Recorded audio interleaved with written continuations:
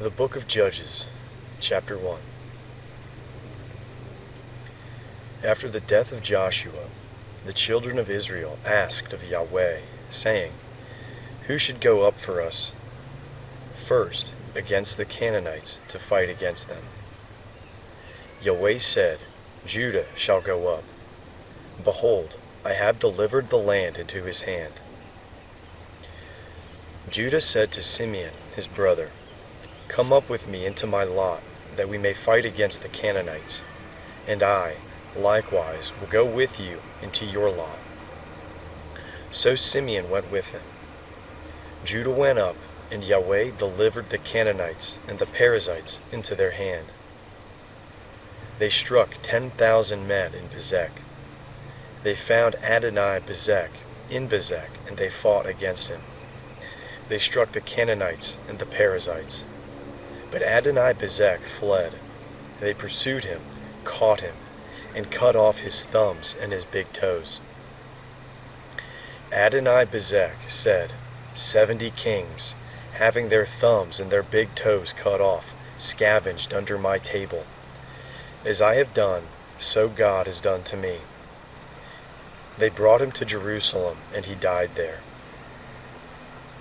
The children of Judah fought against Jerusalem, took it, struck it with the edge of the sword, and set the city on fire. After that, the children of Judah went down to fight against the Canaanites, who lived in the hill country, and in the south, and in the lowland. Judah went against the Canaanites, who lived in Hebron. The name of Hebron before that was Kiriath Arba. They struck Sheshai, Ahiman, and Talmai. From there he went against the inhabitants of Debir. The name of Debir before that was Kiriath Sepher. Caleb said, I will give Aksah, my daughter, as wife to the man who strikes Kiriath Sepher and takes it. Othniel, the son of Kenaz, Caleb's younger brother, took it, so he gave him Aksah, his daughter, as a wife. When she came, she got him to ask her father for a field. She got off her donkey, and Caleb said to her, What would you like? She said to him, Give me a blessing, because you have set me in the land of the south. Give me also springs of water. Then Caleb gave her the upper springs and the lower springs. The children of the Kenite, Moses' brother-in-law, went up out of the city of palm trees with the children of Judah into the wilderness of Judah, which is in the south of Arad. And they went and lived with the people. Judah went with Simeon his brother, and they struck the Canaanites who inhabited Zaphath and utterly destroyed it. The name of the city was called Hormah. Also Judah took Gaza with its border, and Ashkelon with its border, and Ekron with its border. Yahweh was with Judah, and drove out the inhabitants of the hill country, for he could not drive out the inhabitants of the valley, because they had chariots of iron. They gave Hebron to Caleb, as Moses had said, and he drove the 3 sons of Anak out of there. The children of Benjamin did not drive out the Jebusites who inhabited Jerusalem, but the Jebusites dwell with the children of Benjamin in Jerusalem to this day. The house of Joseph also went up against Bethel, and Yahweh was with them. The house of Joseph sent to spy out Bethel. The name of the city before that was Luz. The watchers saw a man come out of the city, and they said to him, Please show us the entrance into the city, and we will deal kindly with you. He showed them the entrance into the city, and they struck the city with the edge of the sword. But they let the man and all his family go. The man went into the land of the Hittites, built a city, and called its name Luz, which is its name to this day. Manasseh did not drive out the inhabitants of Beth Shean and its towns, nor Tanakh and its towns, nor the inhabitants of Dor and its towns, nor the inhabitants of Ibleam and its towns, nor the inhabitants of Megiddo and its towns, but the Canaanites would dwell in that land. When Israel had grown strong, they put the Canaanites to forced labor, and did not utterly drive them out. Ephraim did not drive out the Canaanites who lived in Gezer, but the Canaanites lived in Gezer among them. Zebulun did not drive out the inhabitants of Kitron, nor the inhabitants of Naalal, but the Canaanites lived among them and became subject to forced labor. Asher did not drive out the inhabitants of Akko, nor the inhabitants of Sidon, nor of Alab, nor of Akzib, nor of Helba, nor of Aphik, nor of Rehob. But the Asherites lived among the Canaanites, the inhabitants of the land, for they did not drive them out. Naphtali did not drive out the inhabitants of Beth Shemesh, nor the inhabitants of Beth Anath, but he lived among the Canaanites, the inhabitants of the land. Nevertheless, the inhabitants of Beth Shemesh and of Beth Anath became subject to forced labor. The Amorites forced the children of Dan into the hill country, for they would not allow them to come down to the valley. But the Amorites would dwell in Mount Heres, in Aijalon, and in Shalbim. Yet the hand of the house of Joseph prevailed, so that they became subject to forced labor. The border of the Amorites was from the ascent of Akrabim, from the rock and upward. Yahweh's angel came up from Gilgal to Bochim. He said, I brought you out of Egypt, and have brought you to the land which I swore to give your fathers. I said, I will never break my covenant with you. You shall make no covenant with the inhabitants of this land. You shall break down their altars, but you have not listened to my voice. Why have you done this? Therefore I said, I will not drive them out from before you, but they shall be in your sides, and their gods will be a snare to you. When Yahweh's angel spoke these words to all the children of Israel, the people lifted up their voice and wept. They called the name of that place Bochim, and they sacrificed there to Yahweh. Now when Joshua had sent the people away, the children of Israel each went to his inheritance to possess the land. The people served Yahweh all the days of Joshua, and all the days of the elders who outlived Joshua, who had seen all the great work of Yahweh that he had worked for Israel. Joshua, the son of Nun, the servant of Yahweh, died, being 110 years old. They buried him in the border of his inheritance, in Timnah Heres, in the hill country of Ephraim, on the north of the mountain of Gaash. After all that generation were gathered to their fathers, another generation arose after them, who did not know Yahweh, nor the work which he had done for Israel. The children of Israel did that which was evil in Yahweh's sight, and served the Baals. They abandoned Yahweh, the God of their fathers, who brought them out of the land of Egypt, and followed other gods, of the gods of the peoples who were around them, and bowed themselves down to them. And they provoked Yahweh to anger. They abandoned Yahweh and served Baal and the Ashtaroth. Yahweh's anger burned against Israel, and he delivered them into the hands of raiders who plundered them. He sold them into the hands of their enemies all around, so that they could no longer stand before their enemies.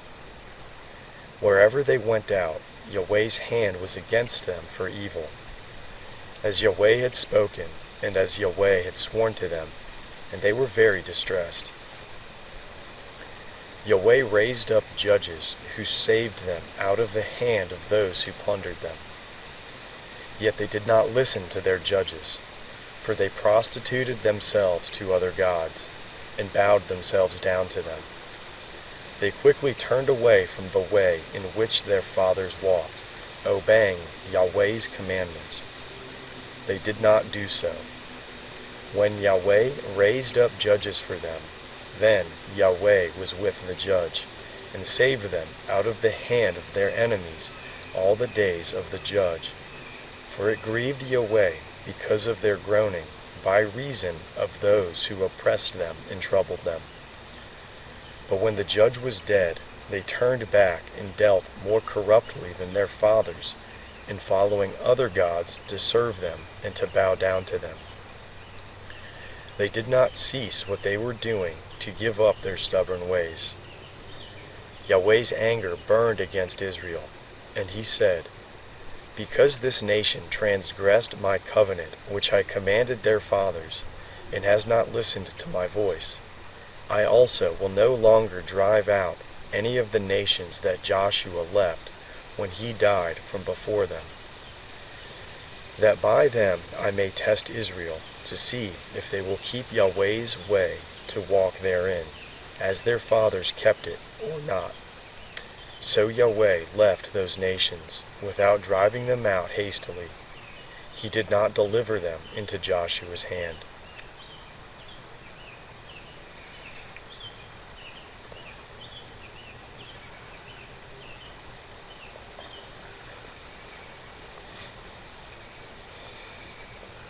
Now these are the nations which Yahweh left, to test Israel by them, even as many as had not known all the wars of Canaan, only that the generations of the children of Israel might know, to teach them war, at least those who knew nothing of it before.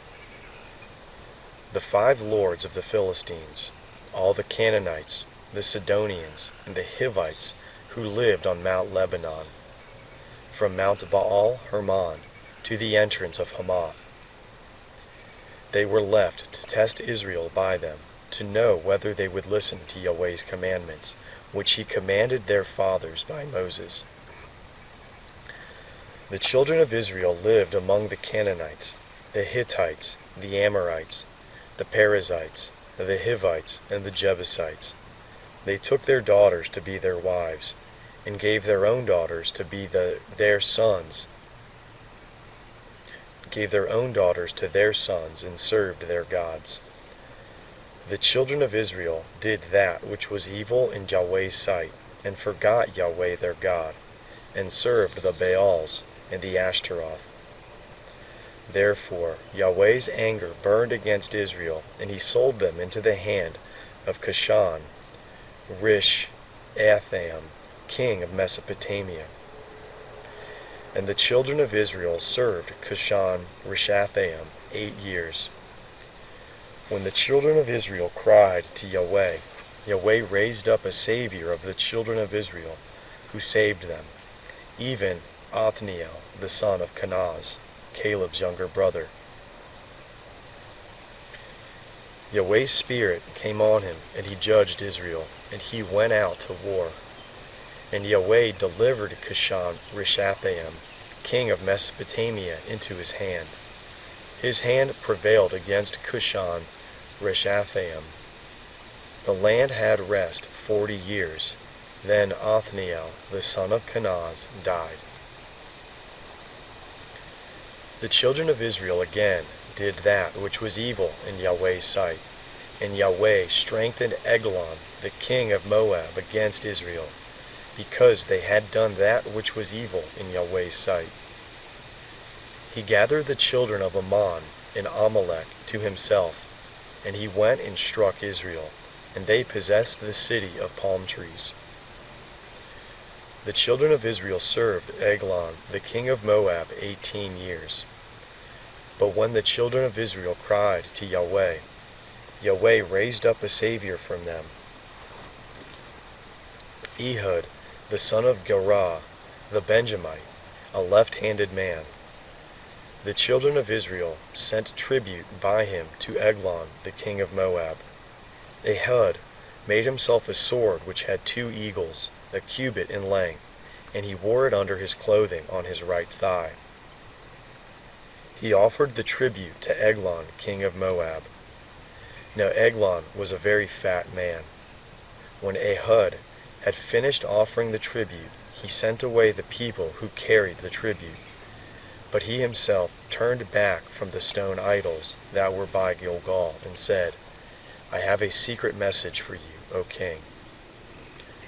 The king said, Keep silence. All who stood by him left him. Ehud came to him, and he was sitting by himself alone in the cool upper room. Ehud said, I have a message from God to you. He arose out of his seat. Ehud put out his left hand and took the sword from his right thigh and thrust it into his body. The handle also went in after the blade, and the fat closed on the blade, for he did not draw the sword out of his body, and it came out behind. Then Ehud went out onto the porch and shut the doors of the upper room on him and locked them. After he had gone, his servants came and saw that the doors of the upper room were locked.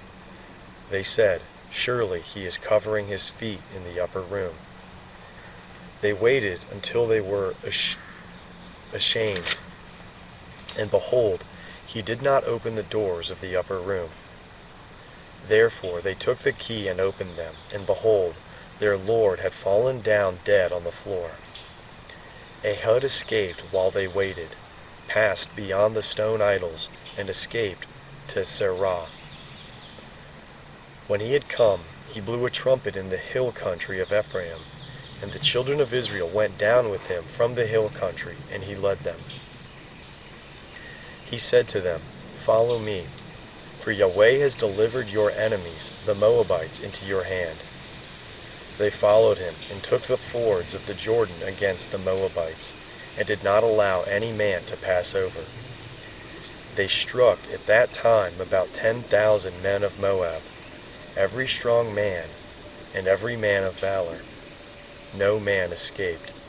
So Moab was subdued that day under the hand of Israel.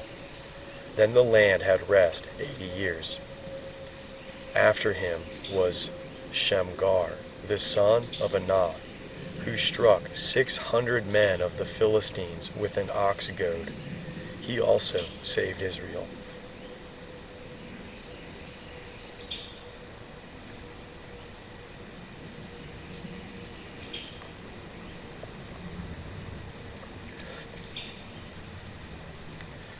The children of Israel again did that which was evil in Yahweh's sight. When Ehud was dead, Yahweh sold them into the hand of Jabin, king of Canaan, who reigned in Hazor. The captain of whose army was Sisera, who lived in Hareseth of the Gentiles. The children of Israel cried to Yahweh, for he had 900 chariots of iron, and he mightily oppressed the children of Israel for 20 years. Now Deborah, a prophetess, the wife of Lapidoth, judged Israel at that time. She lived under Deborah's palm tree between Ramah and Bethel in the hill country of Ephraim, and the children of Israel came up to her for judgment. She sent and called Barak, the son of Abinoam, out of Kadesh Naphtali, and said to him, Has not Yahweh, the God of Israel, commanded, Go and lead the way to Mount Tabor, and take with you 10,000 men of the children of Naphtali and of the children of Zebulun? I will draw to you to the river Kishon Sisera, the captain of Jabin's army, with his chariots and his multitude, and I will deliver him into your hand. Barak said to her, If you will go with me, then I will go, but if you will not go with me, I will not go. She said, I will surely go with you. Nevertheless, the journey that you take will not be for your honor, for Yahweh will sell Sisera into a woman's hand." Deborah arose and went with Barak to Kadesh. Barak called Zebulun and Naphtali together to Kadesh. 10,000 men followed him, and Deborah went up with him. Now Heber, the Kenite, had separated himself from the Kenites, even from the children of Hobab, Moses' brother-in-law, and had pitched his tent as far as the oak in Za'an-Nanim, which is by Kadesh. They told Sisera that Barak, the son of Abinoam, had gone up to Mount Tabor. Sisera gathered together all his chariots, even 900 chariots of iron, and all the people who were with him, from Hareseth of the Gentiles to the river Kishon. Deborah said to Barak, "Go, for this is the day in which Yahweh has delivered Sisera into your hand. Hasn't Yahweh gone out before you?" So Barak went down from Mount Tabor, and 10,000 men after him. Yahweh confused Sisera, all his chariots and all his army, with the edge of the sword before Barak. Sisera abandoned his chariot and fled away on his feet. But Barak pursued the chariots and the army of Hareseth of the Gentiles, and all the army of Sisera fell by the edge of the sword. There was not a man left. However, Sisera fled away on his feet to the tent of Jael, the wife of Heber the Kenite, for there was peace between Jabin, the king of Hazor, and the house of Heber the Kenite. Jael went out to meet Sisera, and said to him, "Turn in, my lord, turn in to me. Do not be afraid." He came into her into the tent, and she covered him with a rug. He said to her, "Please, give me a little water to drink, for I am thirsty." She opened a container of milk, and gave him a drink, and covered him. He said to her, "Stand in the door of the tent, and if any man comes and inquires of you, and says, 'Is there any man here?' you shall say, 'No.'" Then Jael, Heber's wife, took a tent peg, and took a hammer in her hand, and went softly to him, and struck the pin into his temples, and it pierced through into the ground, for he was in a deep sleep, so he fainted and died. Behold, as Barak pursued Sisera, Jael came out to meet him, and said to him, "Come, and I will show you the man whom you seek." He came to her, and behold, Sisera lay dead, and the tent peg was in his temples. So God subdued Jabin, the king of Canaan, before the children of Israel on that day. The hand of the children of Israel prevailed more and more against Jabin, the king of Canaan, until they had destroyed Jabin, king of Canaan. Then Deborah and Barak, the son of Abinoam, sang on that day, saying, "Because the leaders took the lead in Israel, because the people offered themselves willingly, be blessed, Yahweh. Hear, you kings, give ear, you princes. I, even I, will sing to Yahweh. I will sing praise to Yahweh, the God of Israel. Yahweh, when you went out of Seir, when you marched out of the field of Edom, the earth trembled, the sky also dropped. Yes, the clouds dropped water. The mountains quaked at Yahweh's presence, even Sinai at the presence of Yahweh, the God of Israel. In the days of Shamgar, the son of Anath, in the days of Jael, the highways were unoccupied. The travelers walked through byways. The rulers ceased in Israel. They ceased until I, Deborah, arose, until I arose a mother in Israel. They chose new gods. Then war was in the gates. Was there a shield or a spear seen among 40,000 in Israel? My heart is toward the governors of Israel, who offered themselves willingly among the people. Bless Yahweh. Speak, you who ride on white donkeys, you who sit on rich carpets, and you who walk by the way. Far from the noise of archers in the places of drawing water, there they will rehearse Yahweh's righteous acts, the righteous acts of his rule in Israel. Then Yahweh's people went down to the gate. Awake, awake, Deborah. Awake, awake, utter a song. Arise, Barak, and lead away your captives, you son of Abinoam. Then a remnant of the nobles and the people came down. Yahweh came down for me against the mighty. Those whose root is in Amalek came out of Ephraim. After you, Benjamin, among your peoples, governors come down out of Machir. Those who handle the marshal's staff came out of Zebulun. The princes of Issachar were with Deborah. As was Issachar, so was Barak. They rushed into the valley at his feet, by the watercourses of Reuben. There were great resolves of heart. Why did you sit among the sheepfolds, to hear the whistling for the flocks? At the watercourses of Reuben there was great searchings of heart. Gilead lived beyond the Jordan. Why did Dan remain in ships? Asher sat still at the haven of the sea, and lived by his creeks. Zebulun was a people that jeopardized their lives to the death. Naphtali also on the high places of the field. The kings came and fought. Then the kings of Canaan fought at Tanakh by the waters of Megiddo.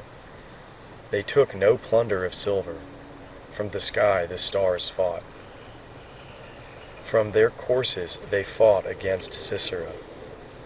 The river Kishon swept them away, the ancient river, the river Kishon. My soul, march on with strength. Then the horse hoofs stamped because of the prancing of their strong ones. Curse Meroz, said Yahweh's angel. Curse bitterly its inhabitants, because they did not come to help Yahweh against the mighty. Jael shall be blessed above women, the wife of Heber the Kenite. Blessed shall she be above women in the tent. He asked for water, she gave him milk. She brought him butter in a lordy dish. She put her hand on the tent peg, and her right hand to the workman's hammer. With the hammer she struck Sisera. She struck through his head. Yes, she pierced and struck through his temples. At her feet he bowed, he fell, he lay. At her feet he bowed, he fell. Where he bowed, there he fell down dead. Through the window she looked out and cried. Sisera's mother looked through the lattice. Why is his chariot so long in coming? Why do the wheels of his chariots wait? Her wise ladies answered her. Yes, she returned answer to herself. Have they not found? Have they not divided the plunder? A lady, 2 ladies to every man. To Sisera, a plunder of dyed garments. A plunder of dyed garments embroidered. Of dyed garments embroidered on both sides, on the neck of the plunder. So let all your enemies perish, Yahweh. But let those who love him be as the sun when it rises in its strength. Then the land had rest 40 years. The children of Israel did that which was evil in Yahweh's sight. So Yahweh delivered them into the hand of Midian 7 years. The hand of Midian prevailed against Israel, and because of Midian the children of Israel made themselves the dens which are in the mountains, the caves and the strongholds. So it was when Israel had sown, that the Midianites, the Amalekites, and the children of the east came up against them. They encamped against them and destroyed the increase of the earth until you come to Gaza. They left no sustenance in Israel, and no sheep, ox, or donkey.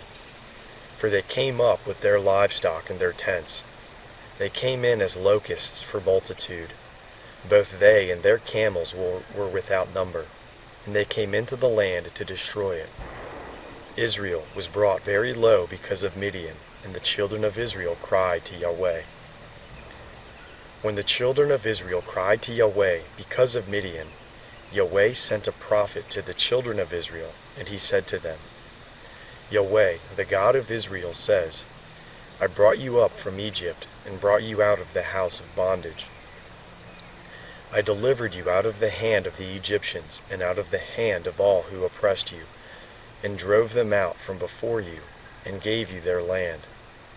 I said to you, I am Yahweh your God. You shall not fear the gods of the Amorites, in whose hand you dwell, in whose land you dwell. But you have not listened to my voice. Yahweh's angel came and sat under the oak which was in Ophrah, that belonged to Joash the Abezerite.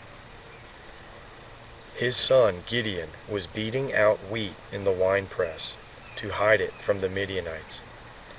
Yahweh's angel appeared to him and said to him, Yahweh is with you, you mighty man of valor. Gideon said to him, O my Lord, if Yahweh is with us, then why has all this happened to us? Where are all his wondrous works which our fathers told us of, saying, Didn't Yahweh bring us up from Egypt? But now Yahweh has cast us off and delivered us into the hand of Midian. Yahweh looked at him and said, Go in this your might, and save Israel from the hand of Midian. Haven't I sent you? He said to him, O Lord, how shall I save Israel? Behold, my family is the poorest in Manasseh, and I am the least in my father's house. Yahweh said to him, Surely I will be with you, and you shall strike the Midianites as one man.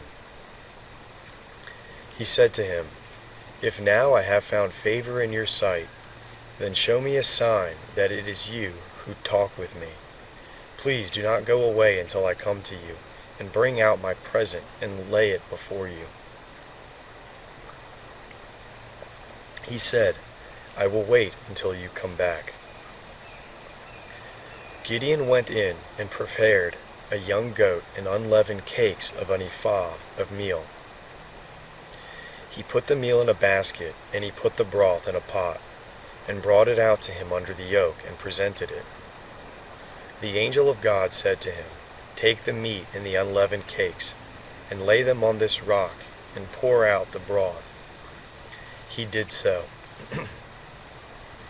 Then Yahweh's angel stretched out the end of the staff that was in his hand, and touched the meat and the unleavened cakes. The fire went up out of the rock, and consumed the meat and the unleavened cakes. Then Yahweh's angel departed out of his sight. Gideon saw that he was Yahweh's angel, and Gideon said, Alas, Lord Yahweh, because I have seen Yahweh's angel face to face. Yahweh said to him, Peace be to you, do not be afraid, you shall not die. Then Gideon built an altar there to Yahweh, and called it, Yahweh is Peace. To this day it is still in Ophrah of the Abezrites.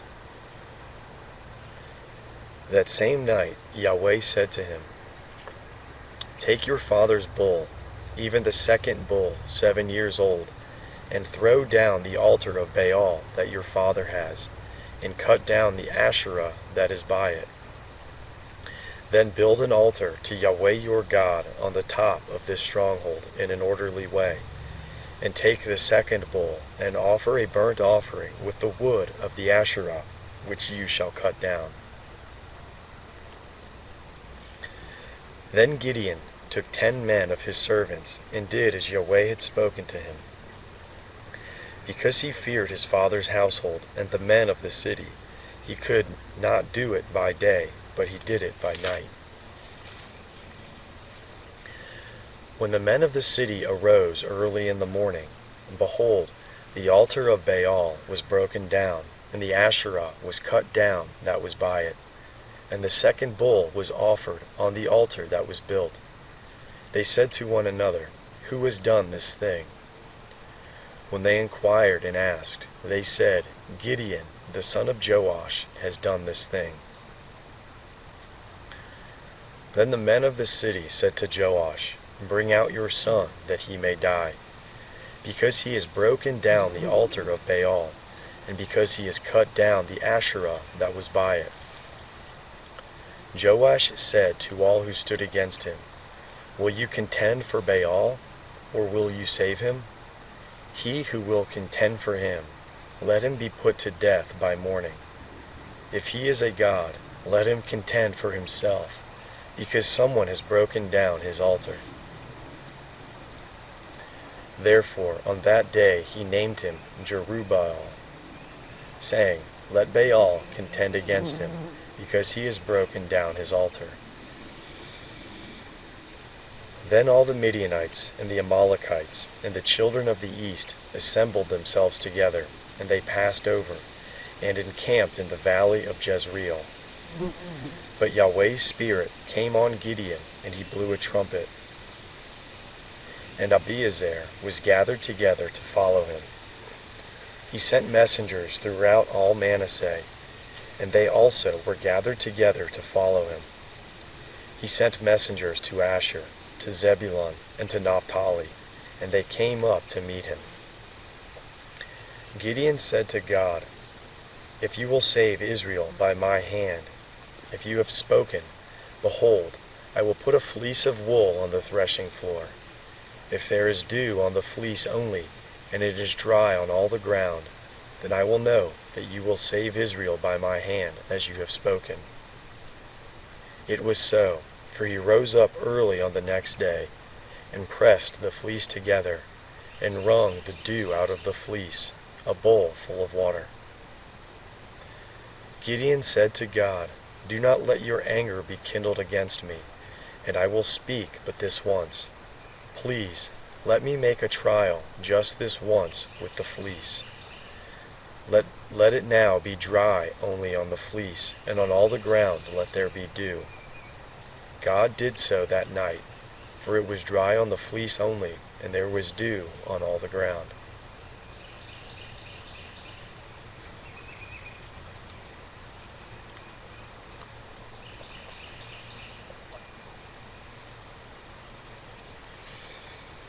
Then Jerubbaal,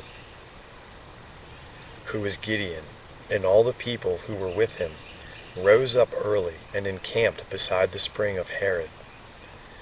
Midian's camp was on the north side of them, by the hill of Moreh in the valley. Yahweh said to Gideon, The people who are with you are too many for me to give the Midianites into their hand, lest Israel brag against me, saying, My own hand has saved me. Now therefore proclaim in the ears of the people, saying, Whoever is fearful and trembling, let him return and depart from Mount Gilead. So 22,000 of the people returned, and 10,000 remained. Yahweh said to Gideon, There are still too many people. Bring them down to the water, and I will test them for you there. It shall be that those whom I tell you, this shall go with you, and whoever I tell you, this shall not go with you, shall not go. So he brought down the people to the water, and Yahweh said to Gideon, Everyone who laps of the water with his tongue, like a dog laps, you shall set him by himself. Likewise, anyone who bows down on his knees to drink. The number of those who lapped, putting their hand to their mouth, was 300 men. But all the rest of the people bowed down on their knees to drink water. Yahweh said to Gideon, I will save you by the 300 men who lapped, and deliver the Midianites into your hand. Let all the other people go, each to his own place." So the people took food in their hand, and their trumpets, and he sent all the rest of the men of Israel to their own tents, but retained the 300 men, and the camp of Midian was beneath him in the valley. That same night Yahweh said to him, "Arise, go down into the camp, for I have delivered it into your hand. But if you are afraid to go down, go with Parah, your servant, down to the camp. You will hear what they say, and afterward your hands will be strengthened to go down into the camp." Then went he down with Parah, his servant, to the outermost part of the armed men who were in the camp. The Midianites and the Amalekites and all the children of the east lay along the valley like locusts for multitude, and their camels were without number, as the sand which is on the seashore for multitude. When Gideon had come, behold, there was a man telling a dream to his fellow.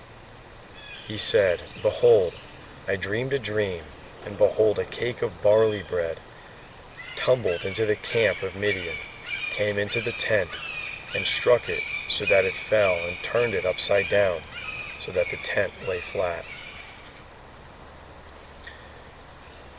His fellow answered, "This is nothing other than the sword of Gideon, the son of Joash, a man of Israel. God has delivered Midian into his hand with all the army."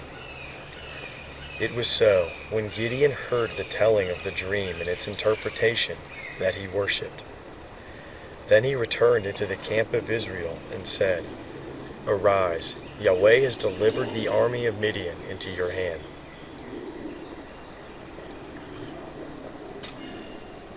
He divided the 300 men into 3 companies, and he put into the hands of all of them trumpets and empty pitchers, with torches within the pitchers. He said to them, "Watch me, and do likewise. Behold, when I come to the outermost part of the camp, it shall be that as I do, so you shall do. When I blow the trumpet, I and all who are with me, then blow the trumpets also on every side of all the camp, and shout, for Yahweh and for Gideon." So Gideon and the 100 men who were with him came to the outermost part of the camp in the beginning of the middle watch, when they had but newly set the watch. Then they blew the trumpets and broke in pieces the pitchers that were in their hands. The 3 companies blew the trumpets, broke the pitchers, and held the torches in their left hands, and the trumpets in their right hands, with which to blow. And they shouted, "The sword of Yahweh and of Gideon." They each stood in his place around the camp, and all the army ran, and they shouted and put them to flight. They blew the 300 trumpets, and Yahweh sent every man's sword against his fellow, and against all the army. And the army fled as far as Beth Shittah, toward Zererah, as far as the border of Abel Meholath, by Tabbath. The men of Israel were gathered together out of Naphtali, out of Asher, and out of all Manasseh, and pursued Midian. Gideon sent messengers throughout all the hill country of Ephraim, saying, "Come down against Midian, and take the waters before them as far as Beth Barah, even the Jordan." So all the men of Ephraim were gathered together, and took the waters as far as Beth Barah, even the Jordan. They took the 2 princes of Midian, Oreb and Zeeb. They killed Oreb at Oreb's rock, and Zeeb they killed at Zeeb's winepress, as they pursued Midian. Then they brought the heads of Oreb and Zeeb to Gideon beyond the Jordan. the men of Ephraim said to him, "Why have you treated us this way, that you did not call us when you went to fight with Midian?" They rebuked him sharply. He said to them, "What have I now done in comparison with you? Isn't the gleaning of the grapes of Ephraim better than the vintage of Abiezer? God has delivered into your hand the princes of Midian, Oreb and Zeeb. What was I able to do in comparison with you?" Then their anger was abated toward him when he had said that. Gideon came to the Jordan and passed over, he and the 300 men who were with him, faint yet pursuing. He said to the men of Succoth, "Please give loaves of bread to the people who follow me, for they are faint, and I am pursuing after Zebah and Zalmunna, the kings of Midian." The princes of Succoth said, "Are the hands of Zebah and Zalmunna now in your hand, that we should give bread to your army?" Gideon said, "Therefore, when Yahweh has delivered Zebah and Zalmunna into my hand, then I will tear your flesh with the thorns of the wilderness and with briars." He went up there to Penuel, and spoke to them in the same way. And the men of Penuel answered him as the men of Succoth had answered. He spoke also to the men of Penuel, saying, "When I come again in peace, I will break down this tower."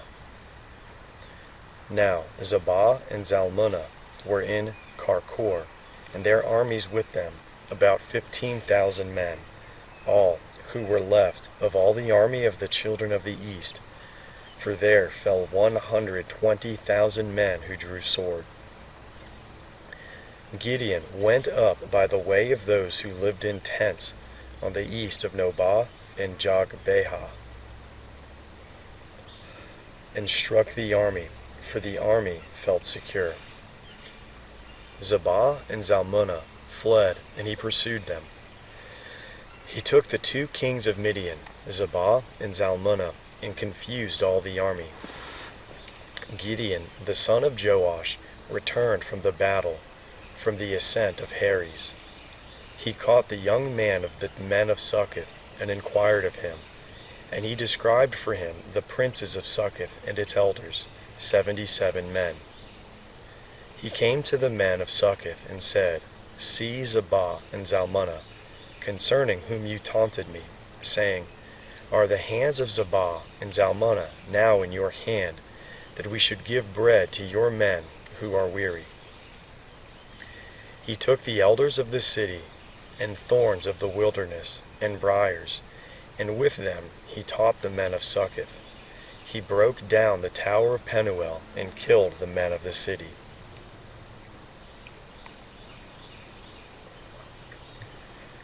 Then he said to Zebah and Zalmunna, "What kind of men were there whom you killed at Tabor?" They answered, "They were like you. They all resembled the children of a king." He said, "They were my brothers, the sons of my mother. As Yahweh lives, if you had saved them alive, I would not kill you." He said to Jether, his firstborn, "Get up and kill them." But the youth did not draw his sword, for he was afraid, because he was yet a youth. Then Zebah and Zalmunna said, "You rise and fall on us, for as the man is, so is his strength." Gideon arose and killed Zebah and Zalmunna, and took the crescents that were on their camels' necks. Then the men of Israel said to Gideon, "Rule over us, both you, your son and your son's son, also, for you have saved us out of the hands of Midian." Gideon said to them, "I will not rule over you, neither shall my son rule over you. Yahweh shall rule over you." Gideon said to them, "I do have a request, that you would each give me the earrings of his plunder." For they had golden earrings, because they were Ishmaelites. They answered, We will willingly give them." They spread a garment, and every man threw the earrings of his plunder into it. The weight of the golden earrings that he requested was 1,700 shekels of gold, in addition to the crescents and the pendants and the purple clothing that was on the kings of Midian, and in addition to the chains that were around their camels' necks. Gideon made an ephod out of it, and put it in Ophrah, his city. Then all Israel played the prostitute with it there, and it became a snare to Gideon and to his house. So Midian was subdued before the children of Israel, and they lifted up their heads no more. The land had rest 40 years in the day of Gideon. Jerubbaal, the son of Joash, went and lived in his own house. Gideon had 70 sons conceived from his body, for he had many wives. His concubine, who was in Shechem, also bore him a son, and he named him Abimelech. Gideon, the son of Joash, died in a good old age, and was buried in the tomb of Joash his father, in Ophrah of the Abizrites. As soon as Gideon was dead, the children of Israel turned again and played the prostitute following the Baals, and made Baal Berith their god. The children of Israel did not remember Yahweh their God, who had delivered them out of the hand of all their enemies on every side. Neither did they show kindness to the house of Jerubbaal, that is Gideon, according to all the goodness which he had shown to Israel.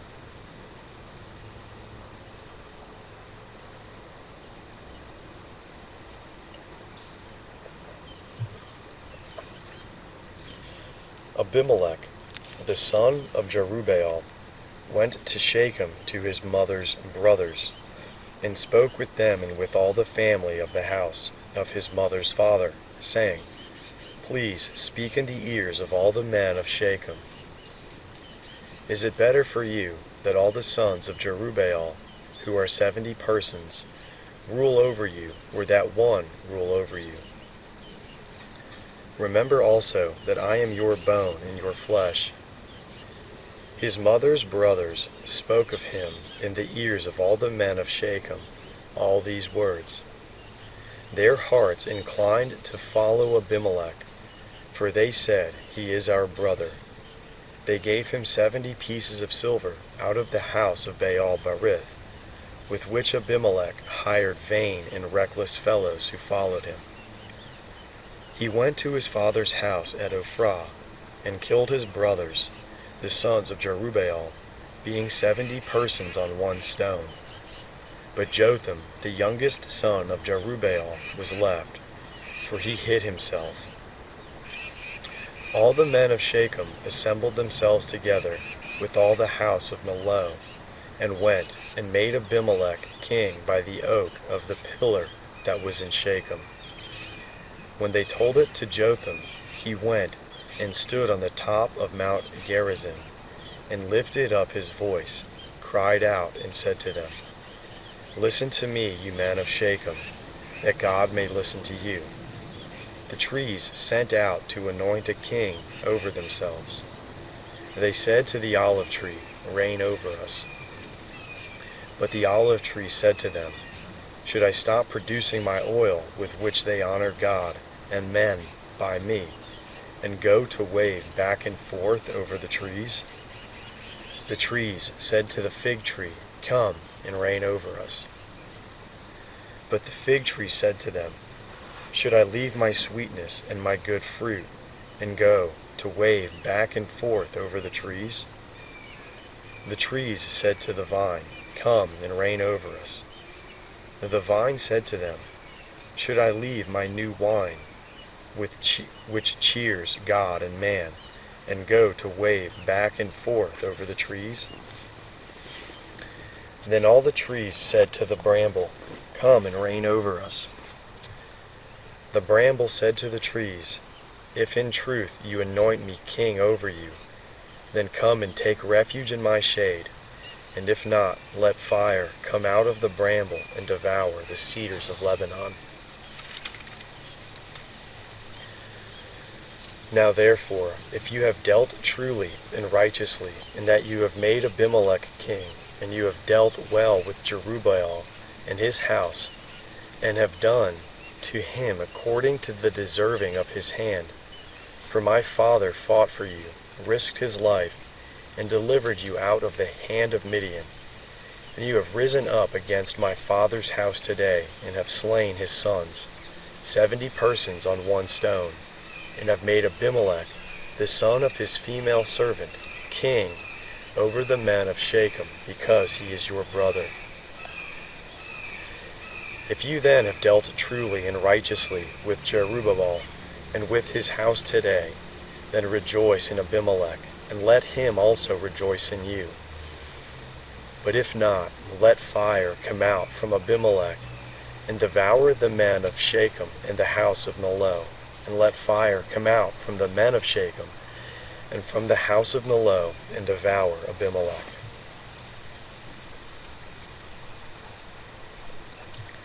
Jotham ran away and fled, and went to Beer and lived there, for fear of Abimelech his brother. Abimelech was prince over Israel 3 years. Then God sent an evil spirit between Abimelech and the men of Shechem, and the men of Shechem dealt treacherously with Abimelech. Then the violence done to the 70 sons of Jerubbaal might come, and that their blood might be laid on Abimelech their brother, who killed them, and on the men of Shechem, who strengthened his hands to kill his brothers. The men of Shechem set an ambush for him on the tops of the mountains, and they robbed all who came along with that way by them, and Abimelech was told about it.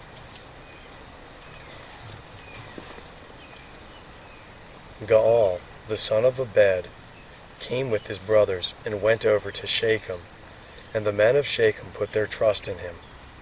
They went out into the field, harvested their vineyards, trod the grapes, celebrated, and went into the house of their God, and ate and drank and cursed Abimelech. Gaal, the son of Ebed, said, "Who is Abimelech, and who is Shechem, that we should serve him?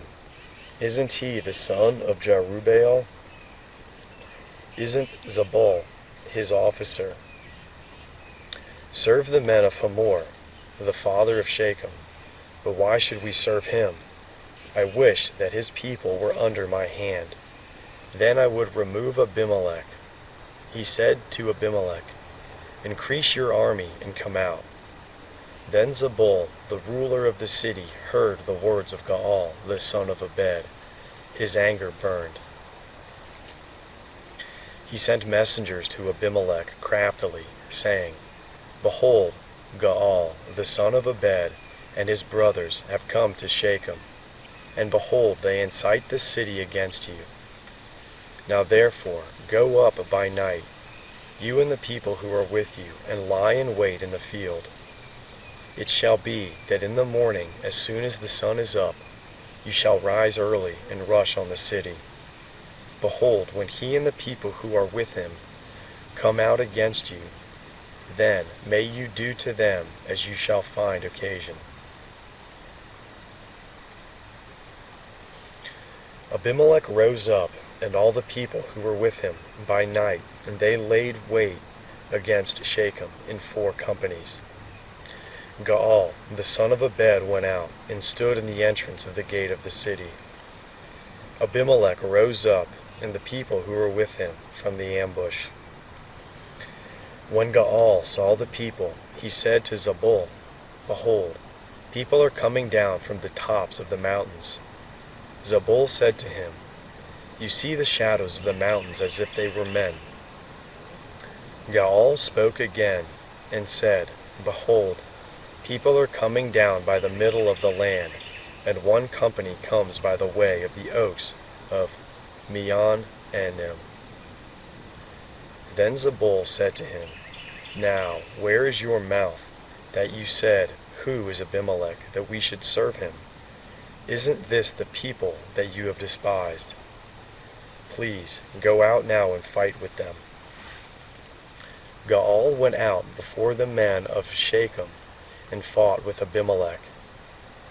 Abimelech chased him, and he fled before him, and many fell wounded, even to the entrance of the gate.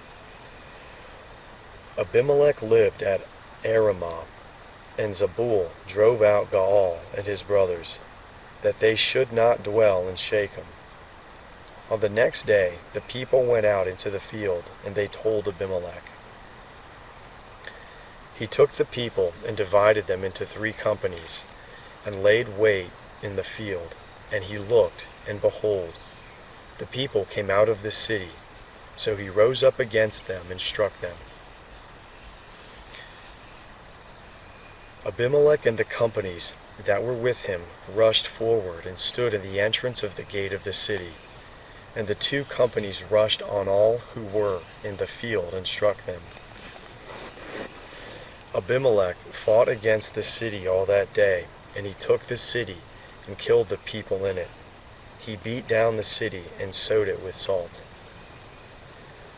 When all the men of the tower of Shechem heard of it, they entered into the stronghold of the house of Elberith. Abimelech was told that all the men of the tower of Shechem were gathered together. Abimelech went up to Mount Zalmon, he and all the people who were with him, and Abimelech took an axe in his hand, and cut down a bough from the trees, and took it up and laid it on his shoulder. Then he said to the people who were with him, "What you have seen me do, make haste, and do as I have done." All the people likewise, each cut down his bough, followed Abimelech, and put them at the base of the stronghold, and set the stronghold on fire over them, so that all the people of the tower of Shechem died also, about 1,000 men and women. Then Abimelech went to Thebaz, and encamped against Thebaz, and took it. But there was a strong tower within the city, and all the men and women of the city fled there, and shut themselves in, and went up to the roof of the tower. Abimelech came to the tower and fought against it, and came near to the door of the tower to burn it with fire. A certain woman cast an upper millstone on Abimelech's head and broke his skull. Then he called hastily to the young men, his armor-bearer, and said to him, "Draw your sword and kill me, that men not say of me, a woman killed him." His young man thrust him through, and he died. When the men of Israel saw that Abimelech was dead, they each departed to his place. Thus God repaid the wickedness of Abimelech, which he did to his father in killing his 70 brothers, and God repaid all the wickedness of the men of Shechem on their heads, and the curse of Jotham the son of Jerubbaal came on them.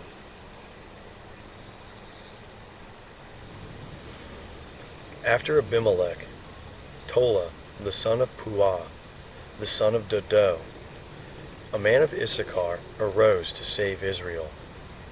He lived in Shamir, in the hill country of Ephraim. He judged Israel 23 years and died, and was buried in Shamir. After him, Jair, the Gileadite, arose. He judged Israel 22 years. He had 30 sons who rode on 30 donkey colts. They had 30 cities, which are called Havoth Jair to this day, which are in the land of Gilead. Jair died and was buried in Kaman. The children of Israel again did that which was evil in Yahweh's sight, and served the Baals, the Ashtaroth, the gods of Syria, the gods of Sidon, the gods of Moab, the gods of the children of Ammon, and the gods of the Philistines. They abandoned Yahweh and did not serve him. Yahweh's anger burned against Israel, and he sold them into the hands of the Philistines and into the hand of the children of Ammon. they troubled and oppressed the children of Israel that year. For 18 years they oppressed all the children of Israel that were beyond the Jordan, in the land of the Amorites, which is in Gilead. The children of Ammon passed over the Jordan to fight also against Judah, and against Benjamin, and against the house of Ephraim, so that Israel was very distressed. The children of Israel cried to Yahweh, saying, We have sinned against you, even because we have forsaken our God and have served the Baals. Yahweh said to the children of Israel, Didn't I save you from the Egyptians and from the Amorites, from the children of Ammon and from the Philistines? The Sidonians also and the Amalekites and the Maonites oppressed you, and you cried to me, and I saved you out of their hand. Yet you have forsaken me and served other gods. Therefore I will save you no more. Go and cry to the gods which you have chosen. Let them save you in the time of your distress. The children of Israel did. The children of Israel said to Yahweh, We have sinned. Do to us whatever seems good to you. Only deliver us, please, today. They put away the foreign gods from among them and served Yahweh, and his soul was grieved for the misery of Israel. Then the children of Ammon were gathered together and encamped in Gilead. The children of Israel assembled themselves together and encamped in Mizpah. The people, the princes of Gilead, said to one another, Who is the man who will begin to fight against the children of Ammon? He shall be head over all the inhabitants of Gilead.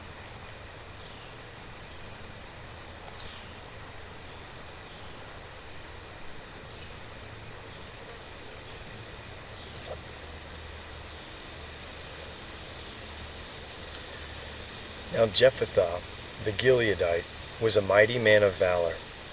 He was the son of a prostitute. Gilead became the father of Jephthah. Gilead's wife bore him sons. When his wife's sons grew up, they drove Jephthah out and said to him, You will not inherit in your father's house, for you are the son of another woman. Then Jephthah fled from his brothers and lived in the land of Tob. Outlaws joined up with Jephthah, and they went out with him. After a while, the children of Ammon made war against Israel. When the children of Ammon made war against Israel, the elders of Gilead went to get Jephthah out of the land of Tob. They said to Jephthah, Come and be our chief, that we may fight with the children of Ammon. Jephthah said to the elders of Gilead, Didn't you hate me and drive me out of my father's house? Why have you come to me now, when you are in distress? The elders of Gilead said to Jephthah, Therefore we have turned again to you now, that you may go with us and fight with the children of Ammon. You will be our head over all the inhabitants of Gilead. Jephthah said to the elders of Gilead, If you bring me home again to fight with the children of Ammon, and Yahweh delivers them before me, will I be your head?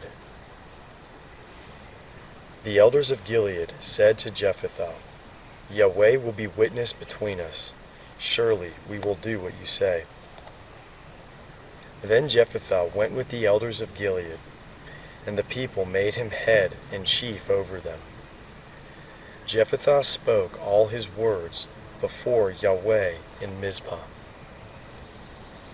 Jephthah sent messengers to the king of the children of Ammon, saying, What do you have to do with me, that you have come to me to fight against my land? The king of the children of Ammon answered the messengers of Jephthah, Because Israel took away my land when he came up out of Egypt, from the Arnon even to the Jabbok, and to the Jordan. Now therefore restore that territory again peaceably. Jephthah sent messengers again to the king of the children of Ammon, and he said to him, Jephthah says, Israel did not take away the land of Moab, nor the land of the children of Ammon. But when they came up from Egypt, and Israel went through the wilderness to the Red Sea, and came to Kadesh, then Israel sent messengers to the king of Edom, saying, Please let me pass through your land. But the king of Edom did not listen. In the same way he sent to the king of Moab, but he refused. So Israel stayed in Kadesh. Then they went through the wilderness, and went around the land of Edom, and the land of Moab, and came by the east side of the land of Moab, and they encamped on the other side of the Arnon.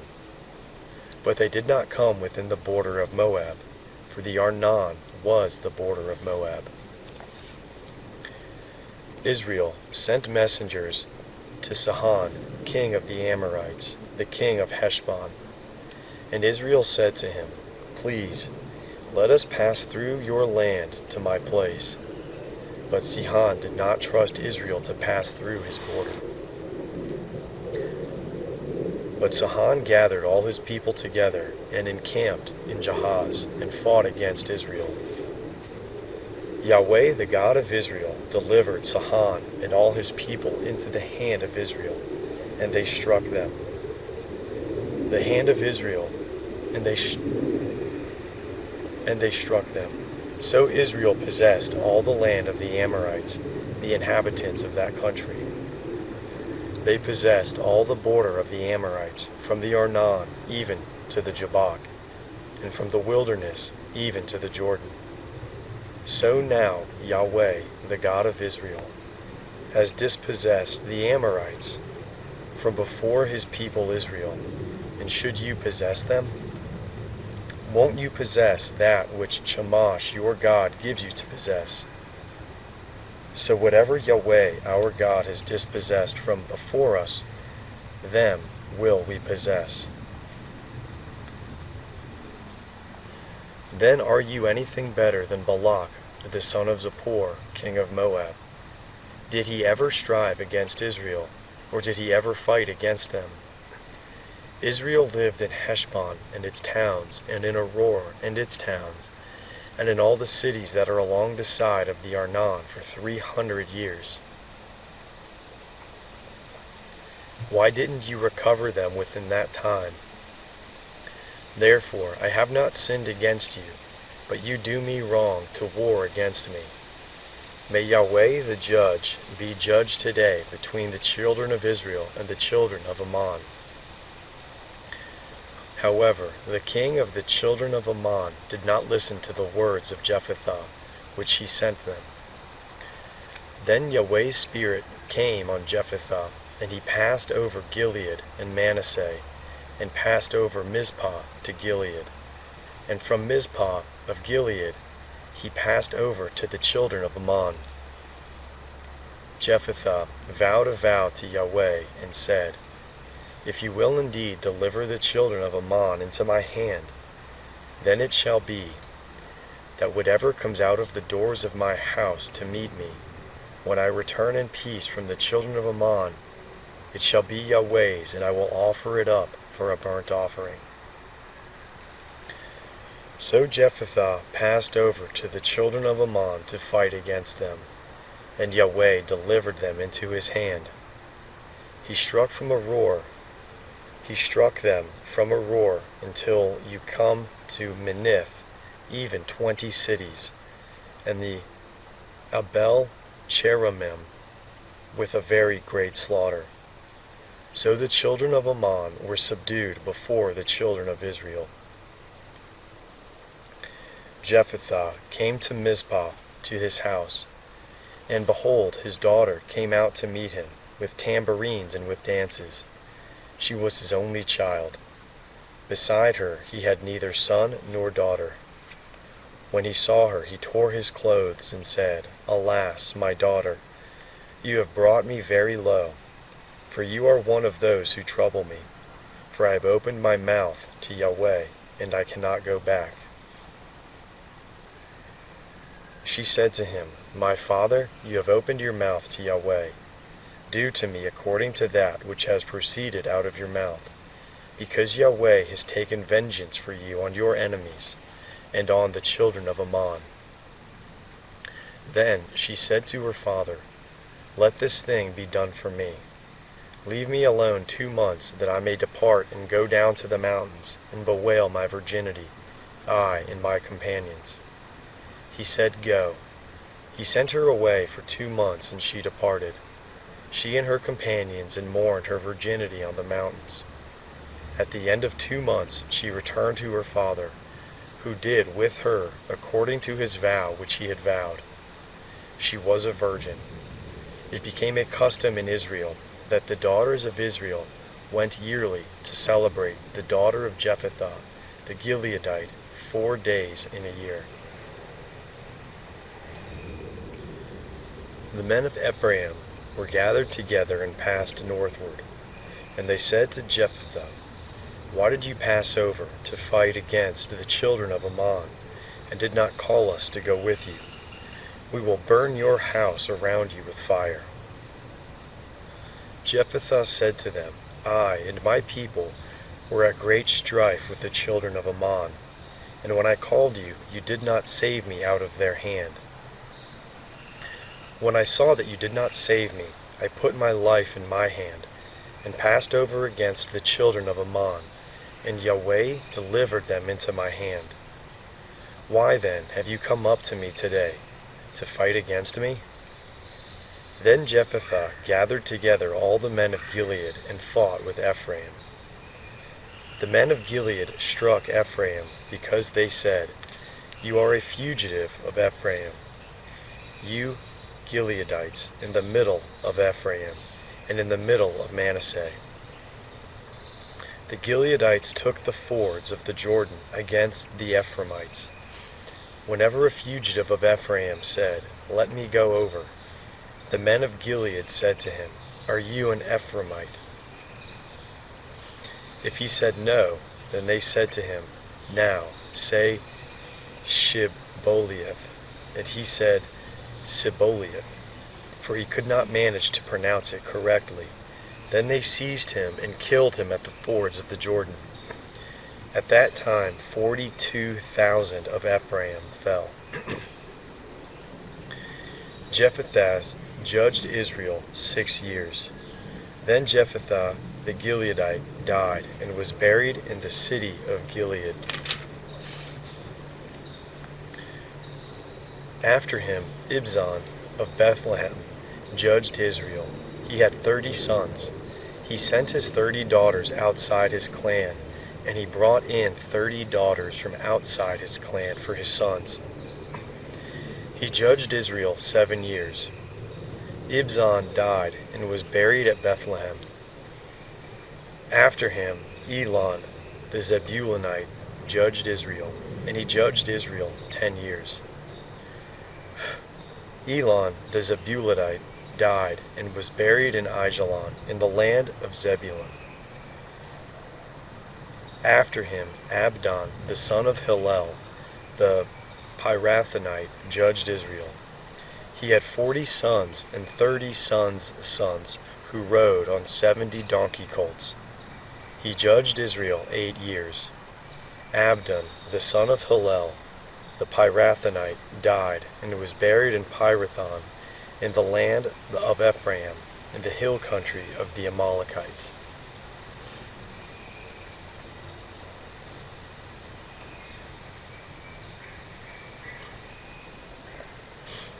The children of Israel again did that which was evil in Yahweh's sight, and Yahweh delivered them into the hand of the Philistines 40 years. There was a certain man of Zorah, of the family of the Danites, whose name was Manoah, and his wife was barren and childless.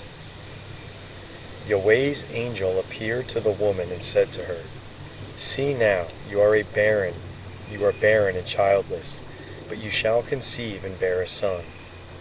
Now therefore, please beware, and drink no wine nor strong drink, and do not eat any unclean thing, for behold, you shall conceive and give birth to a son.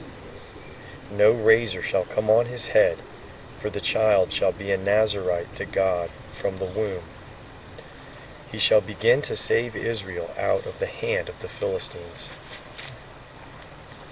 Then the woman came and told her husband, saying, "A man of God came to me, and his face was like the face of an angel of God, very awesome. I did not ask him where he was from, neither did he tell me his name. But he said to me, 'Behold, you shall conceive and bear a son, and now drink no wine nor strong drink. Do not eat anything unclean, for the child shall be a Nazirite to God from the womb to the day of his death.' Then Manoah entreated Yahweh and said, 'O Lord, please let the man of God whom you sent come again to us, and teach us what we shall do to the child who shall be born.' God listened to the voice of Manoah, and the angel of God came again to the woman as she sat in the field. But Manoah her husband was not with her. The woman hurried and ran, and told her husband, saying to him, 'Behold, the man who came to me that day has appeared to me.' Manoah arose and followed his wife, and came to the man and said to him, 'Are you the man who spoke to my wife?' He said, 'I am.' Manoah said, 'Now let your words happen. What shall the child's way of life and mission be?' Yahweh's angel said to Manoah, 'Of all that I said to the woman, let her beware. She may not eat of anything that comes of the vine, nor let her drink wine or strong drink, nor eat any unclean thing. Let her observe all that I commanded her.' Manoah said to Yahweh's angel, 'Please stay with us, that we may make a young goat ready for you.' Yahweh's angel said to Manoah, 'Though you detain me, I will not eat your bread. If you will prepare a burnt offering, you must offer it to Yahweh.' For Manoah did not know that he was Yahweh's angel. Manoah said to Yahweh's angel, 'What is your name, that when your words happen we may honor you?' Yahweh's angel said to him, 'Why do you ask about my name, since it is incomprehensible?' So Manoah took the young goat with the meal offering and offered it on the rock to Yahweh. Then the angel did an amazing thing as Manoah and his wife watched. For when the flame went up toward the sky from off the altar, Yahweh's angel ascended in the flame of the altar. Manoah and his wife watched, and they fell on their faces to the ground. But Yahweh's angel did not appear to Manoah or to his wife any more. Then Manoah knew that he was Yahweh's angel. Manoah said to his wife, 'We shall surely die because we have seen God.' But his wife said to him, 'If Yahweh were pleased to kill us, he would not have received a burnt offering and a meal offering at our hand, and he would not have shown us all these things, nor would he have told us such things as these at this time.' The woman bore a son, and named him Samson. The child grew, and Yahweh blessed him. Yahweh's spirit began to move him in Dahananah, Dan, between Zerah and Eshtaol.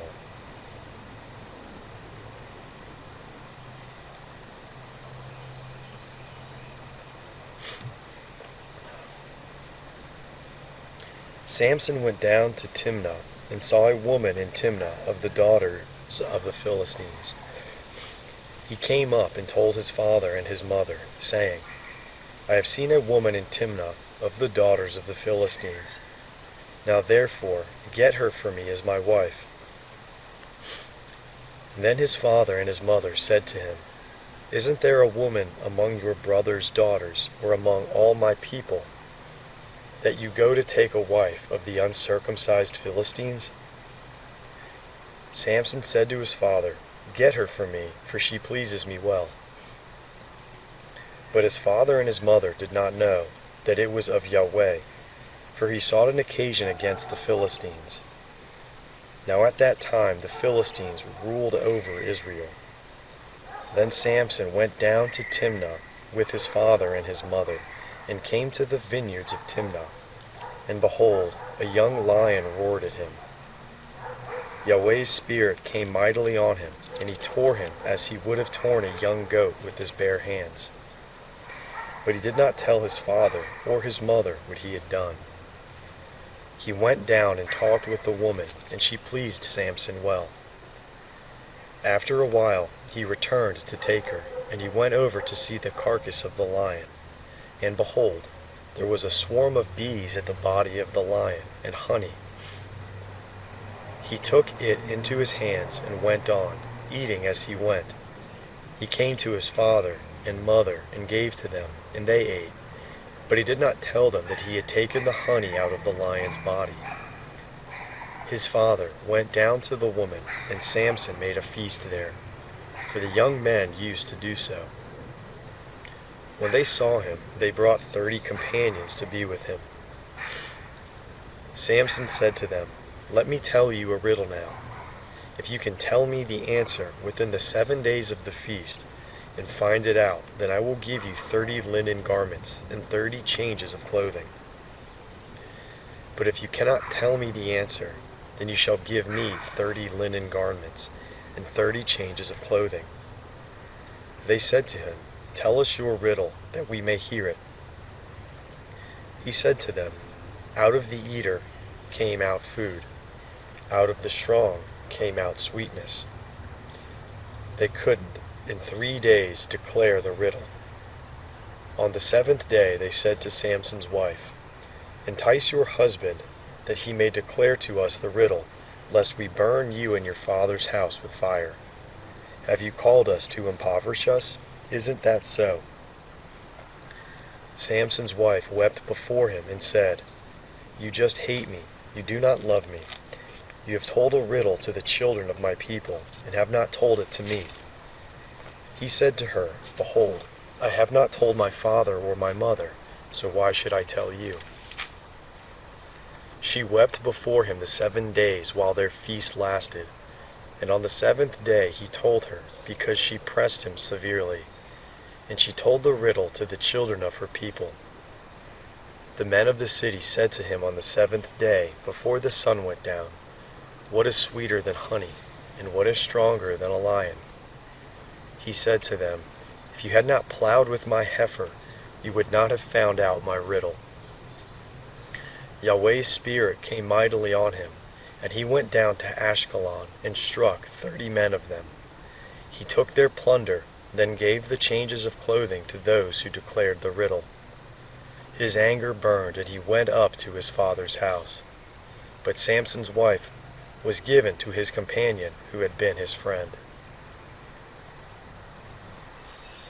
But after a while, in the time of wheat harvest, Samson visited his wife with a young goat. He said, "I will go into my wife's room." But her father would not allow him to go in.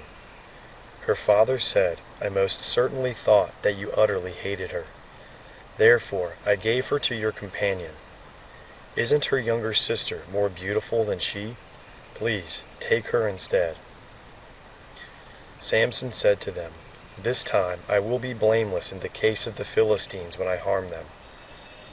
Samson went and caught 300 foxes, and took torches, and turned tail to tail, and put a torch in the middle between every 2 tails. When he had set the torches on fire, he let them go into the standing grain of the Philistines, and burned up both the shocks and the standing grain, and also the olive groves.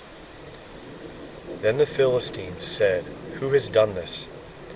And they said, "Samson, the son-in-law of the Timnite, because he has taken his wife and given her to his companion." The Philistines came up and burned her and her father with fire.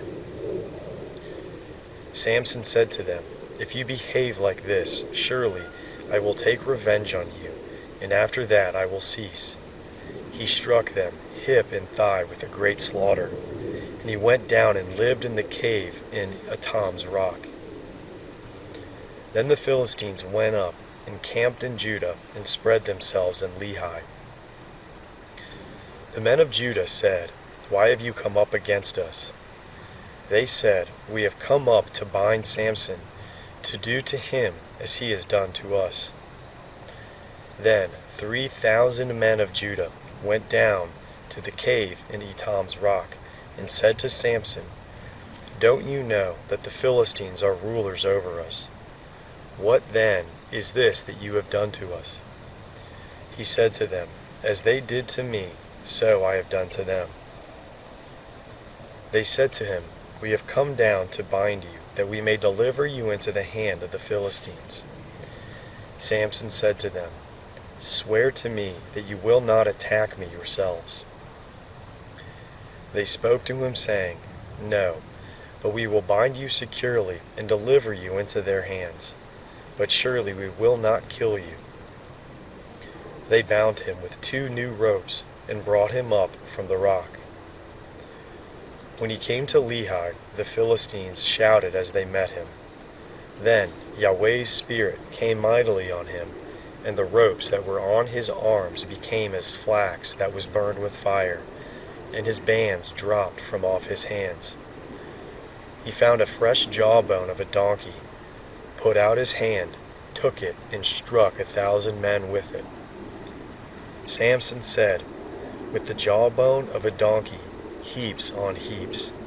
With the jawbone of a donkey, I have struck 1,000 men." When he had finished speaking, he threw the jawbone out of his hand, and that place was called Ramoth Lehi.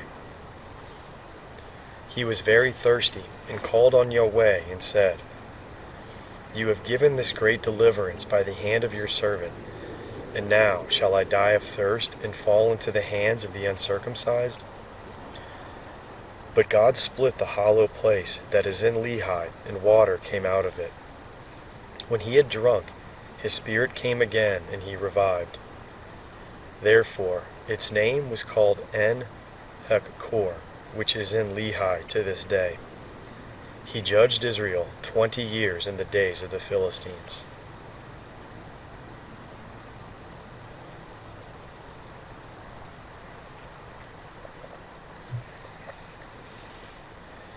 Samson went to Gaza, and saw there a prostitute, and went into her. The Gazites were told, "Samson is here." They surrounded him, and laid wait for him all night in the gate of the city, and were quiet all the night, saying, "Wait until morning light, then we will kill him."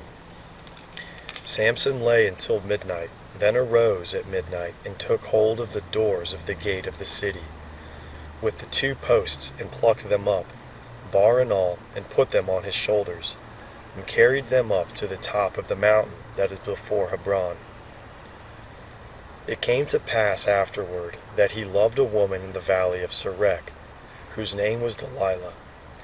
The lords of the Philistines came up to her and said, "Entice him, and see in which his great strength lies, and by what means we may prevail against him, that we may bind him to afflict him, and we will each give you 1,100 pieces of silver." Delilah said to Samson, "Please tell me where your great strength lies, and what you might be bound to afflict you." Samson said to her, "If they bind me with 7 green cords that were never dried, then I shall become weak and be as another man." Then the lords of the Philistines brought up to her 7 green cords which had not been dried, and she bound him with them. Now she had an ambush waiting in the inner room. She said to him, "The Philistines are on you, Samson." He broke the cords as a flax thread is broken when it touches the fire. So his strength was not known. Delilah said to Samson, "Behold, you have mocked me and told me lies. Now please tell me how you might be bound." He said to her, "If they only bind me with new ropes, with which no work has been done, then shall I become weak and be as another man." So Delilah took new ropes and bound him with them, then said to him, "The Philistines are on you, Samson." The ambush was waiting in the inner room. He broke them off his arms like a thread. Delilah said to Samson, "Until now you have mocked me and told me lies. Tell me with what you might be bound." He said to her, "If you weave the 7 locks of my head with the fabric on the loom." She fastened it with the pin and said to him, "The Philistines are on you, Samson." He awakened out of his sleep and plucked away the pin of the beam and the fabric. She said to him, "How can you say I love you when your heart is not with me? You have mocked me these 3 times and have not told me where your great strength lies." Then she pressed him daily with her words and urged him. His soul was troubled to death. He told her all his heart and said to her, "No razor has ever come on my head, for I have been a Nazirite to God from my mother's womb. If I am shaved, then my strength will go from me, and I will become weak and be like any other man." When Delilah saw that he had told her all his heart, she sent and called for the lords of the Philistines, saying, "Come up this once, for he has told me all his heart." Then the lords of the Philistines came up to her and brought the money in their hand. She made him sleep on her knees, and she called for a man and shaved off the 7 locks of his head, and she began to afflict him, and his strength went from him. She said, "The Philistines are upon you, Samson." He awoke out of his sleep and said, "I will go out as at the other times, and shake myself free." But he did not know that Yahweh had departed from him. The Philistines laid hold on him and put out his eyes, and they brought him down to Gaza and bound him with fetters of bronze. And he ground at the mill in the prison. However, the hair of his head began to grow again after he was shaved. The lords of the Philistines gathered together to offer a great sacrifice to Dagon their god, and to rejoice, for they said, "Our God has delivered Samson, our enemy, into our hand." When the people saw him, they praised their God, and they said, "Our God has delivered our enemy and the destroyer of our country, who has slain many of us, into our hand." When their hearts were merry, they said, "Call for Samson, that he may entertain us." They called for Samson out of the prison, and he performed before them. They set him between the pillars, and Samson said to the boy who held him by the hand, "Allow me to feel the pillars on which the house rests, that I may lean on them." Now the house was full of men and women, and all the lords of the Philistines were there. And there were on the roof about 3,000 men and women, who saw while Samson performed. Samson called to Yahweh and said, "Lord Yahweh, remember me, please, and strengthen me. Please, only this once, God, that I may be at once avenged of the Philistines for my 2 eyes." Samson took hold of the 2 middle pillars on which the house rested, and leaned on them, the one with his right hand and the other with his left. Samson said, "Let me die with the Philistines." He bowed himself with all his might, and the house fell on the lords, and on all the people who were in it. So the dead that he killed at his death were more than those who he killed in his life. Then his brothers and all the house of his father came down and took him, and brought him up, and buried him between Zerah and Eshtaol, in the burial site of Manoah his father. He judged Israel 20 years. There was a man of the hill country of Ephraim, whose name was Micah. He said to his mother, "The 1,100 pieces of silver that were taken from you, about which you uttered a curse, and also spoke it in my ears, behold, the silver is with me, I took it." His mother said, "May Yahweh bless my son." He restored the 1,100 pieces of silver to his mother. Then his mother said, "I most certainly dedicate this silver to Yahweh from my hand for my son, to make a carved image and a molten image. Now therefore I will restore it to you." When he restored the money to his mother took 200 pieces of silver and gave them to a silversmith, who made a carved image and a molten image out of it. It was in the house of Micah. The man Micah had a house of gods, and he made an ephod, a teraphim, and consecrated one of his sons, who became his priest. In those days there was no king in Israel. Everyone did that which was right in his own eyes. There was a young man out of Bethlehem, Judah, of the family of Judah, who was a Levite, and he lived there.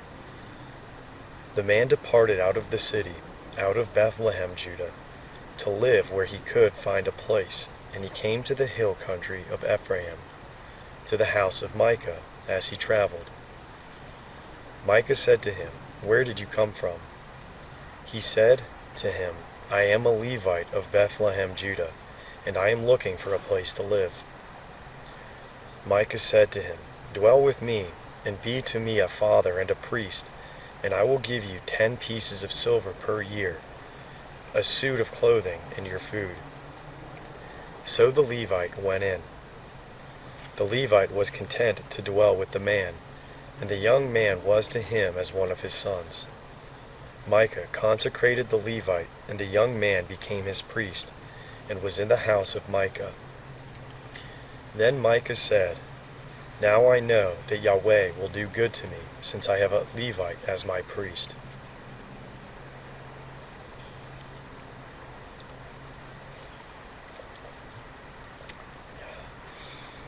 In those days there was no king in Israel. In those days the tribe of the Danites sought an inheritance to dwell in. For to that day their inheritance had not fallen to them among the tribes of Israel. The children of Dan sent 5 men of their family from their whole number, men of valor, from Zerah and from Eshtaol, to spy out the land and to search it. They said to them, "Go, explore the land." They came to the hill country of Ephraim, to the house of Micah, and lodged there. When they were by the house of Micah, they knew the voice of the young man, the Levite. So they went over there and said to him, "Who brought you here? What do you do in this place? What do you have here?" He said to them, "Thus and thus has Micah dealt with me, and he has hired me, and I have become his priest." They said to him, "Please ask counsel of God, that we may know whether our way which we go shall be prosperous." The priest said to them, "Go in peace. Your way in which you go is before Yahweh." Then the 5 men departed and came to Laish, and saw the people who were there, how they lived in safety in the way of the Sidonians, quiet and secure, for there was no one in the land possessing authority that might put them to shame in anything, and they were far from the Sidonians, and had no dealings with anyone else. They came to their brothers at Zerah and Eshtaol. Their brothers asked them, "What do you say?" They said, "Arise, and let us go up against them, for we have seen the land, and behold, it is very good. Do you stand still? Do not be slothful to go and to enter in to possess the land. When you go, you will come to an unsuspecting people, and the land is large, for God has given it into your hand, a place where there is no lack of anything that is in the earth."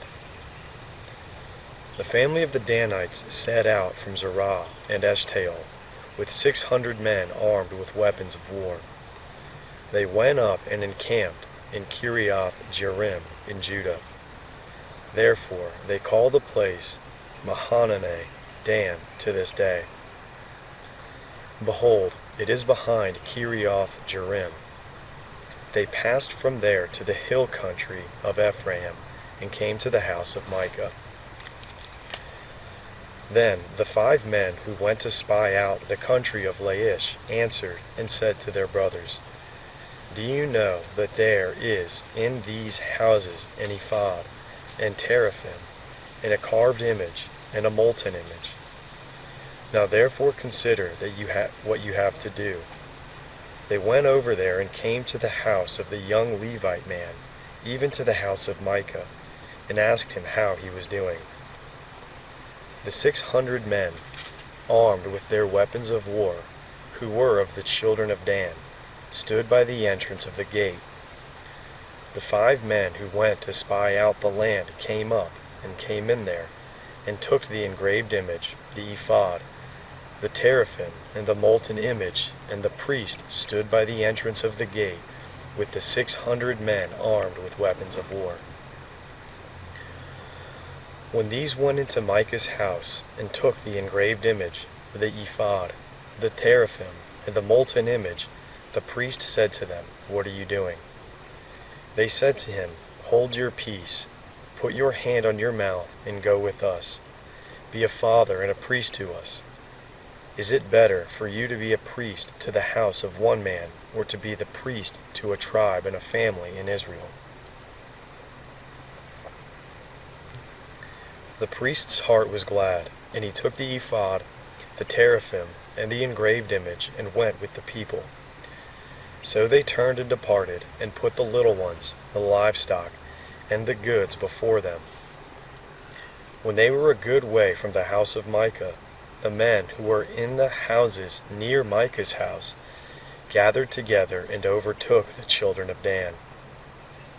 As they called to the children of Dan, they turned their faces and said to Micah, "What ails you, that you come with such a company?" He said, "You have taken away my gods which I made, and the priest, and have gone away. What more do I have? How can you ask me what ails you?" The children of Dan said to him, "Do not let your voice be heard among us, lest angry fellows fall on you, and you lose your life with the lives of your household." The children of Dan went their way, and when Micah saw that they were too strong for him, he turned and went back to his house. They took that which Micah had made, and the priest whom he had, and came to Laish, to a people quiet and unsuspecting, and struck them with the edge of the sword. Then they burned the city with fire. There was no deliverer, because it was far from Sidon, and they had no dealings with anyone else. And it was in the valley that lies by Beth Rahab. They built the city and lived in it.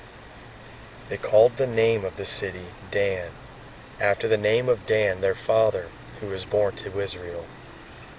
However, the name of the city used to be Laish. The children of Dan set up for themselves the engraved image, and Jonathan, the son of Gershom, the son of Moses, and his sons were priests to the tribe of the Danites until the day of the captivity of the land. So they set up for themselves Micah's engraved image, which he made, and it remained all the time that God's house was in Shiloh.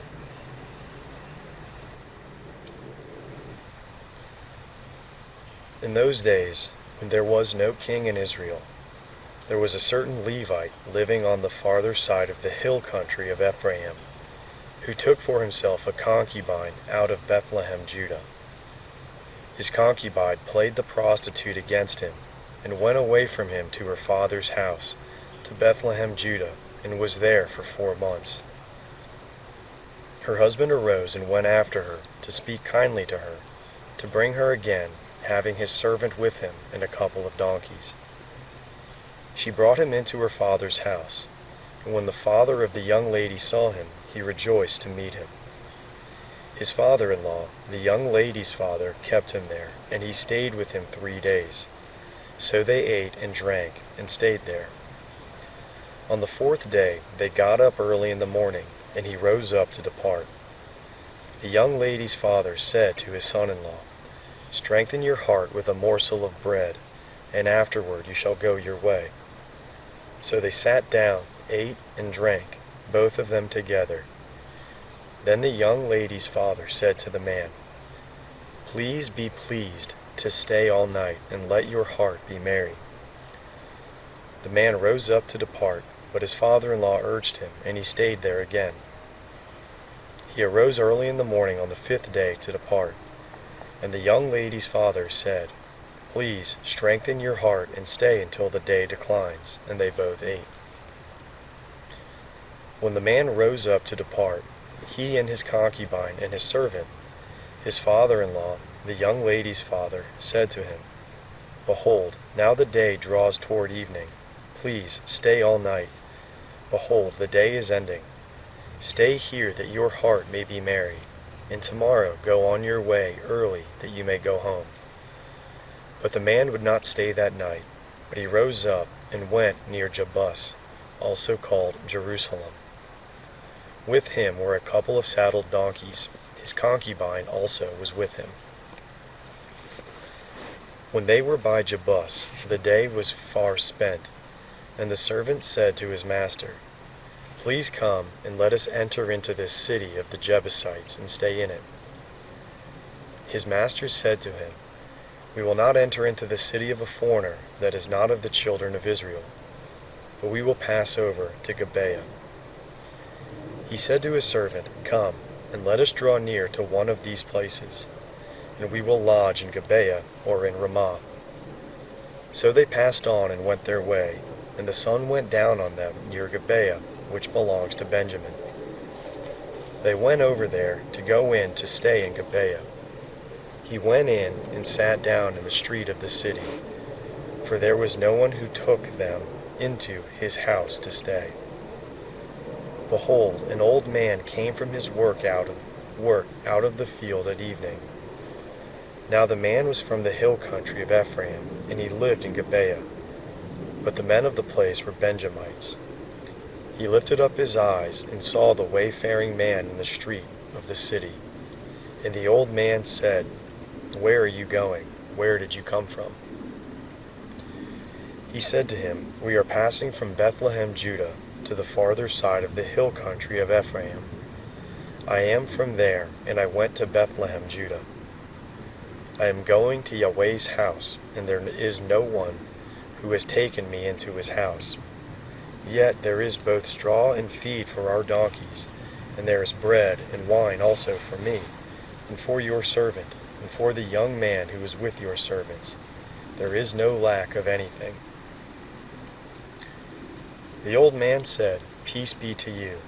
Just let me supply all your needs, but do not sleep in the street." So he brought him into his house, and gave the donkeys fodder. Then they washed their feet, and ate and drank.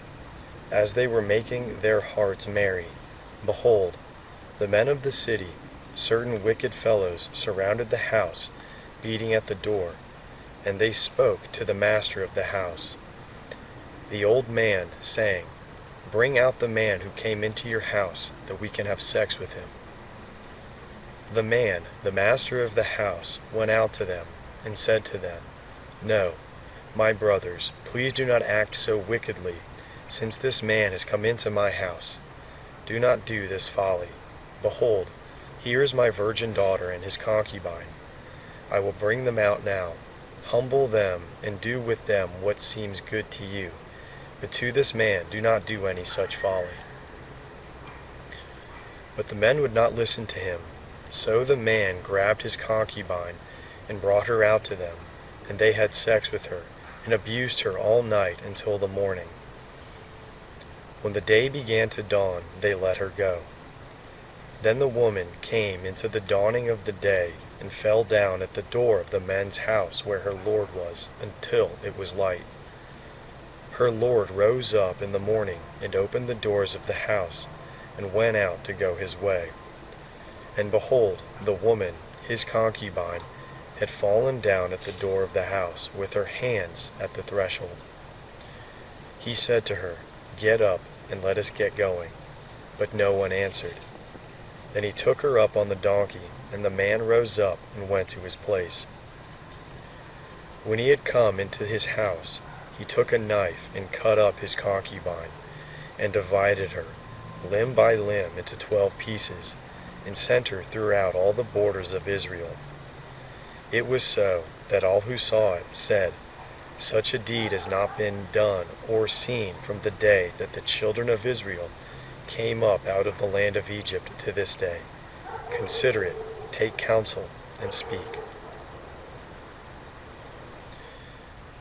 Then all the children of Israel went out, and the congregation was assembled as one man from Dan even to Beersheba, with the land of Gilead, to Yahweh at Mizpah.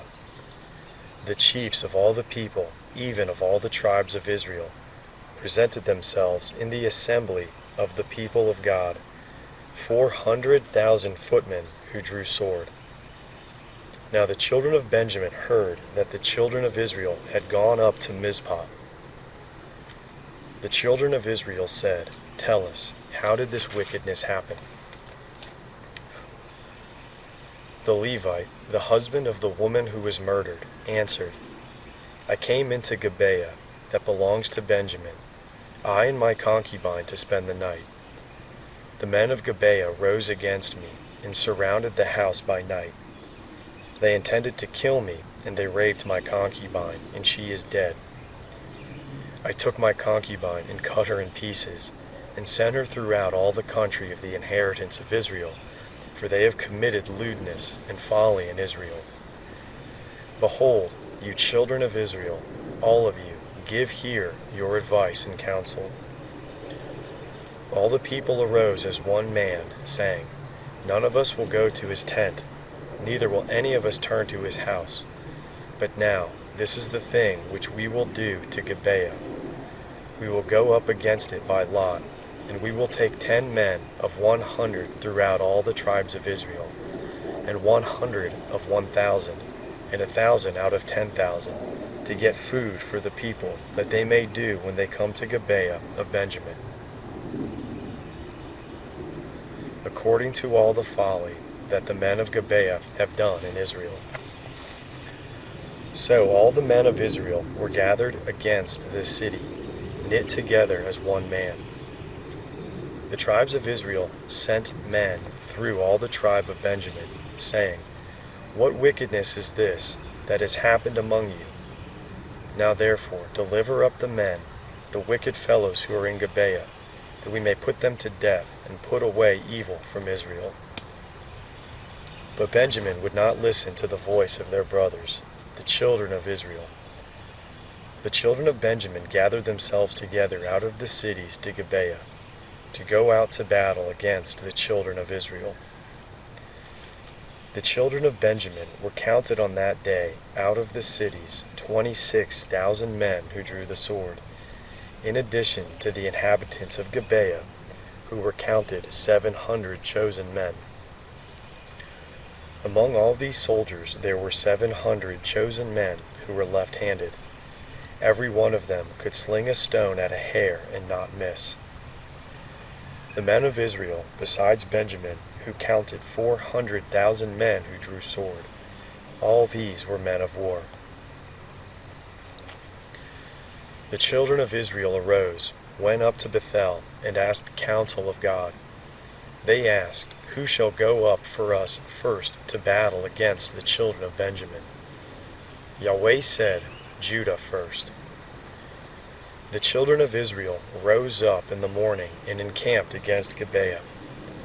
The men of Israel went out to battle against Benjamin, and the men of Israel set the battle in array against them at Gibeah.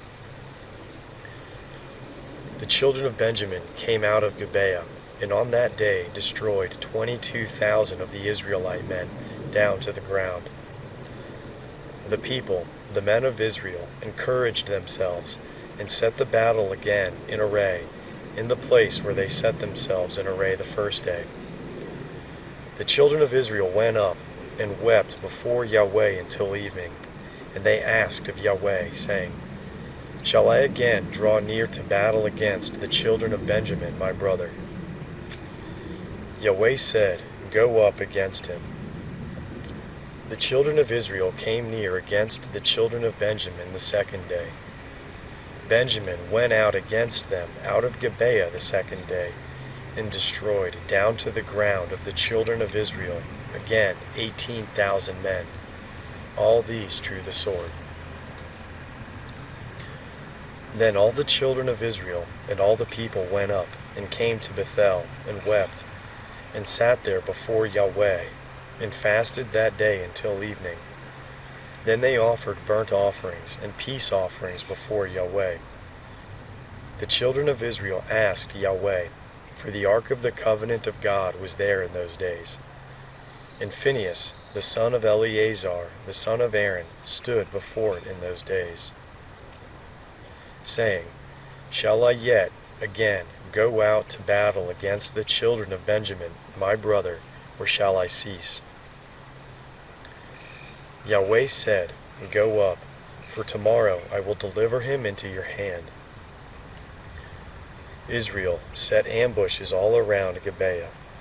The children of Israel went up against the children of Benjamin on the third day, and set themselves in array against Gibeah, as at other times. The children of Benjamin went out against the people, and were drawn away from the city, and they began to strike and kill of the people, as at other times, in the highways, of which one goes up to Bethel, and the other to Gibeah in the field, about 30 men of Israel. The children of Benjamin said, They are struck down before us, as at the first. But the children of Israel said, Let us flee, and draw them away from the city to the highways.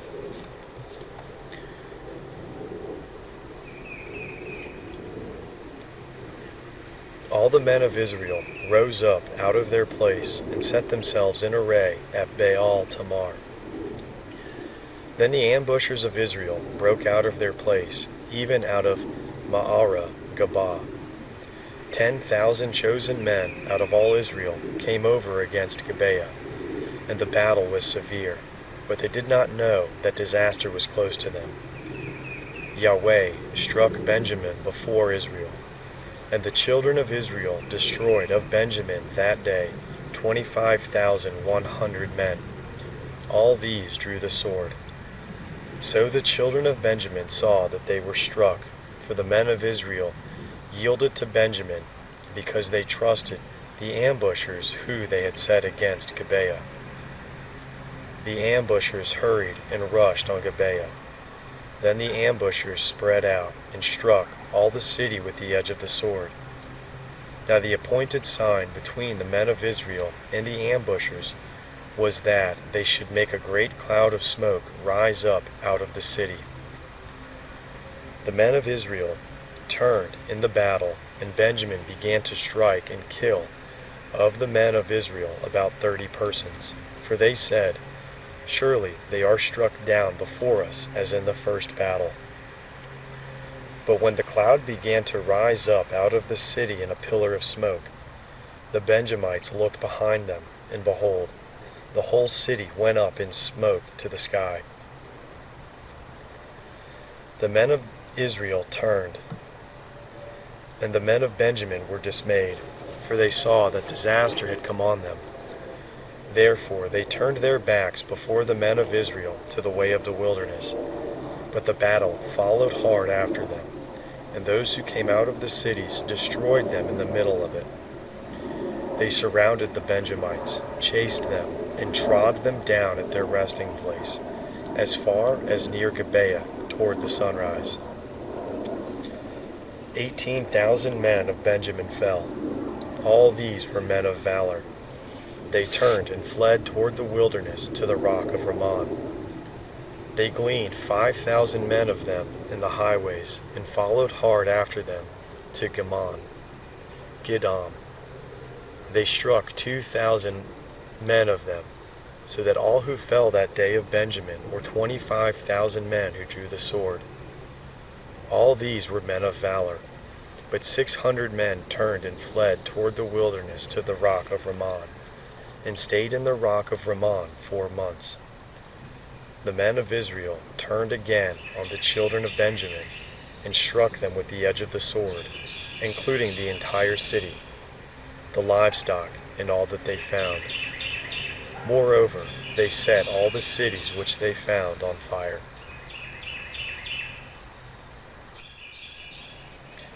Now the men of Israel had sworn in Mizpah, saying, None of us will give his daughter to Benjamin as a wife."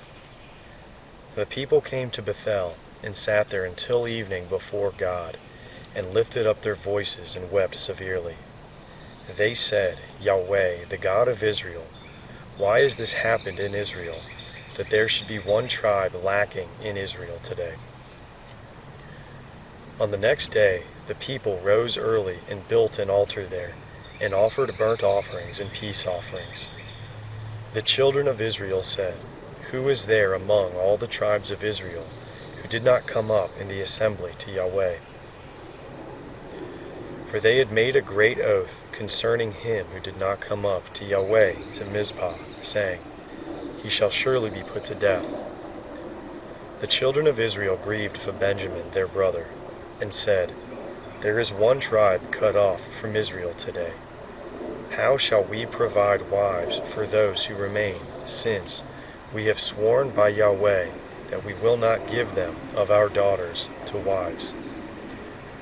They said, "What one is there of the tribes of Israel who did not come up to Yahweh to Mizpah?" Behold, no one came from Jabesh Gilead to the camp to the assembly. For when the people were counted, behold, there were none of the inhabitants of Jabesh Gilead there. The congregation sent 12,000 of the most valiant men there, and commanded them, saying, "Go and strike the inhabitants of Jabesh Gilead with the edge of the sword, with the women and the little ones. This is the thing that you shall do. You shall utterly destroy every male and every woman who is lain with a man." They found among the inhabitants of Jabesh Gilead 400 young virgins who had not known man by lying with him, and they brought them to the camp to Shiloh, which is in the land of Canaan.